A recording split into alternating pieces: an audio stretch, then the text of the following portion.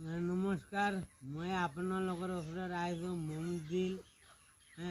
মই আপোনালোকৰ ওচৰত দুইটা জ্ঞানী কথা ক'ব আহিছোঁ।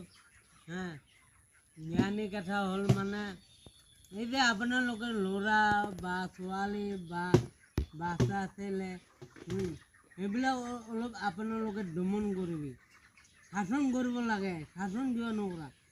আজিকালি সৰু সৰু বাচ্চাবিলাক ল'ৰাবিলাক ছোৱালীবিলাক ডাঙৰ সৰু সন্মান দিব নাজানে।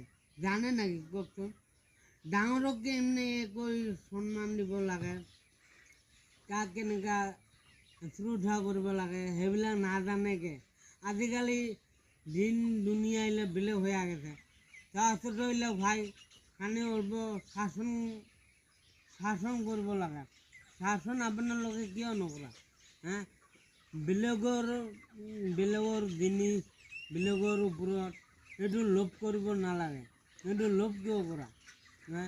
বেলেগে যদি কিবা এটা লেতেৰা কাম কৰিছে তাক তাৰ পৰা বুজি আনিব লাগে। আৰু মূৰ্খ লোকে আজিকালি ক'ব গ'লে শিক্ষিত, মূৰ্খ লোকে যিটো ভদ্ৰ আৰু যিমান লেখা পঢ়া সেইটো ইমানে মূৰ্খ, হয় না নহয় কথা? আৰে ভাই, আপোনাৰ ল'ৰা ছোৱালী এলাৰ পৰা গাৰ্জিয়ানবিলাক খালি অলপ শাসন দিয়া ৰাখক। আজিকালি ল'ৰা ছোৱালীবিলাক দেখোঁ মাৰ কথা নামানে, ভাইৰ কথা নামানে, বাপকৰ কথা নামানে।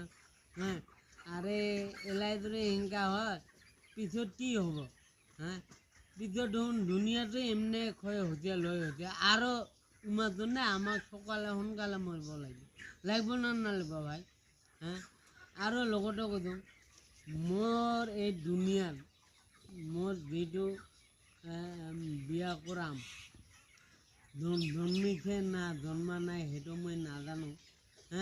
যদি জন্মিয়ে থাকি তেনেহ'লে এনি টাইম ডাঙৰ সৰু সন্মান দিয়া চলিবি।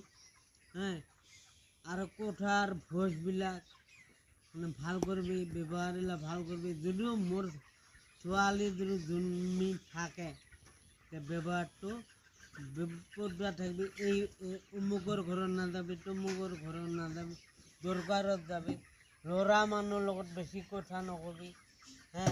ল'ৰা মানুহৰ লগত বেছি কথা নকবি। বেছি বান্ধৱীৰ লগত নঘূৰিবি। বান্ধৱী বাদ দিবি অকলে। এইখিনি কৈ মোৰ বক্তব্য মই ইয়াতে সামৰিলোঁ।